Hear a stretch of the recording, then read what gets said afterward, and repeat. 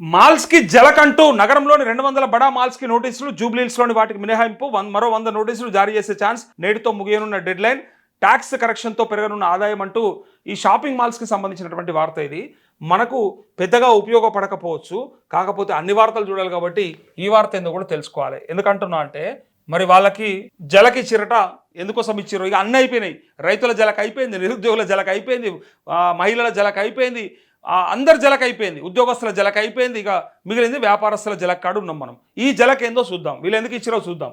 ఇక ఆ ముచ్చట తెలిసిపోవాలి మనం. ఇక చూడండి ఒకసారి. ఆర్థిక సంక్షోభం నుంచి గట్టెక్కేందుకు జిహెచ్ఎంసీ అందుబాటులోకి ఉన్న అన్ని ఆర్థిక వనరులను సద్వినియోగం చేసుకుంటుంది. దోపిడీకే పడ్డదని చెప్తే అయిపోతుంది. ఎందుకు ఇదంతా నాశనం పట్టాలని చూస్తుందని చెప్పాలి. మీ ఆర్థిక వనరుల కోసానికి ప్రజలని ముక్కు విండి వసూలు చేస్తూ ఉన్నారు ప్రజల దగ్గర.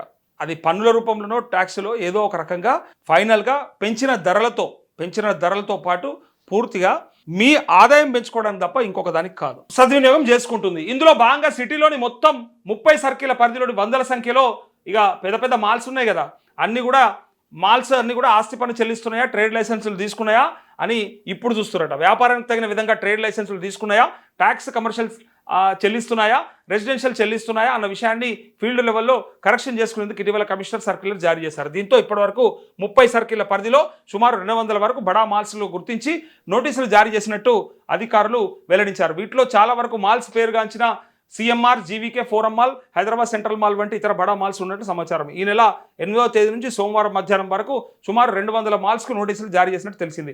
అధికారులు అంచనాల ప్రకారం ఇంకా మిగిలిన 100 మాల్స్కి అధికారులు కమిషనర్ విధించిన మంగళవారం సాయంత్రం డెడ్ లైన్ వరకు నోటీసులు జారీ చేయాల్సి ఉంది. అయితే ఈ ముచ్చట ఇట్లుంటే ఇక్కడ తర్వాత హాస్పిటల్, హోటల్స్ కూడా అనట. నిజంగా నేనేమంటున్నా, పైసలు విపరీతంగా దోసుకుంటున్నటువంటి ఈ షాపింగ్ మాల్స్ కావచ్చు, అంటే పార్కింగ్ నుంచి మొదలు పెడితే సినిమా స్క్రీన్ వరకు ఖర్చు చూడండి. ఒక పేదోడు ఎందుకు పోతాడు గాడికి అని అడుగుతారు కొంతమంది. మధ్యతరగతిలో అయితే ట్రై చేస్తాడు కదా, ఉన్న ఆదాయంలో సరే కొంత ఎంటర్టైన్మెంట్ కోసం పోతాడు కదా, గాలకేం అవసరం, ఎవడు బొమ్మన్నాడు అని అడుగుతారు కొంతమంది. కానీ పెట్టి రారమ్మని అవకాశం కల్పించినాక, ఎంటర్టైన్ చేసినాక పోకుండా ఎవరు ఉండరు. ఉన్న పైసలన్నీ ఆడ పెట్టడానికే పోతారు. పోయిన తర్వాత ఇప్పుడు అట్లంటే మద్యం మరి అంతే కదా. మరి ఇప్పుడు తాగుమనోడు అని చెప్పిండా, షాపులు పెట్టి రకరకాల బాటిల్లు, కలర్ మందు, అంటే అన్ని ఒకటే కలర్ అనుకో, కానీ చమక్ అనిపించే డబ్బాలు పెట్టే వరకంటే ఎవరైనా కూడా అట్రాక్ట్ అవుతారు కదా. ఈ బ్రాండ్ కంటే ఈ బ్రాండ్ అట్లనే ఇది కూడా. అది వాన్ తప్పే కదా, వాడే మునగాలి కదా. అంటే ఆడ పెట్టకపోతే వీడు ఓడు కదా. అట్లనే వీళ్ళు కూడా ఇట్లా రారమ్మని చమక్ అనిపిస్తారు, పోతారు. ఇక పాప్కార్న్ 375 రూపాయలు, 375 రూపీస్. అది చిన్న పాప్కార్న్ స్క్రీన్స్లో నేను చెప్పేది. అది మన స్థాయి కాదు, మన లెవెల్ కాదు. మీరు ఎందుకు పోయారు మరి, బయట 10 రూపాయల పొట్లం కొనుక్కొని తినచ్చు కదా అన్న ఉడవమ్మన్నాడు అని అనేటోళ్ళు కూడా అంటారు. కాకపోతే అది ఎవరికైనా సరే అది ప్రీమియం.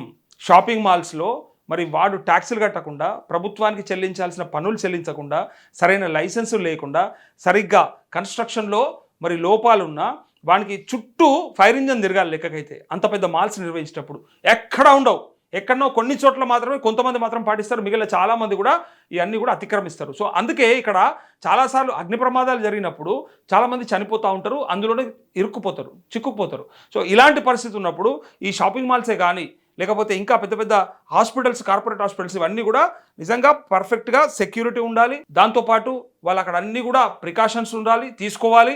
లేకపోతే మాత్రం వాటిని ఆ లైసెన్సులు రద్దు కూడా చేయాలి. అప్పుడు మాత్రమే వాళ్ళు చక్కగా అవుతారు. లేకపోతే ప్రజలని సంపేటువంటి మాల్స్గా తయారైనాయి కొన్ని. అయితే ఇటు ఆర్థికంగా, ఇటు పక్క శారీరకంగా. ఒకవేళ అందులో ఏమైనా ప్రమాదం జరిగితే వాడు అటు పోయినోడు అటే పోవాలి. ఇట్లా చాలా జరిగినాయి. సో కంపెనీలు కూడా అంతే. సో ఇక్కడ కూడా అంతే. వీళ్ళైతే దోపిడీ, అదంటే మ్యానుఫ్యాక్చరింగ్ యూనిట్. ఇక్కడైతే డైరెక్ట్గా డబ్బుల కోసానికే పెట్టుకున్నారు, డబ్బులను ఎట్లా దండుకుందామని చూస్తూ ఉన్నారు. కాబట్టి వాళ్ళకి మాత్రం ఖచ్చితంగా కఠినంగా రూల్స్ ఉండాలి. పైగా మరి వాళ్ళకి ఎందుకు వెసులుబాటు, వాళ్ళు చాలా సేపు, అంటే రాత్రి కూడా వాళ్ళకి నచ్చిన, అంటే ఏ టైం పెడతారో తెలియదు కానీ కొన్నిసార్లు 11, 12 దాకా కూడా మాల్స్ ఉంటాయి. మరి స్పెషల్ పర్మిషన్లు ఎట్లా వస్తాయి మరి? చిన్న వ్యాపారస్తులను ఎందుకు గోసపుచ్చుకుంటారు? 10 కాగానే బంద్ చేయి ఉరికొస్తాయి బండ్లు. అంటే పెద్ద వాళ్ళకి ఎందుకు ఉండవు మరి అవి? అది కూడా ఆలోచించాలి ఒకసారి. సో ట్యాక్స్ పెంచడం కోసం ఇక ప్రయత్నం అట. ఓవరాల్గా ఇలా ప్రయత్నం ఏంటంటే ఏదో ఒక రకంగా ప్రభుత్వం ఆదాయం చేసుకుందామనే భావన.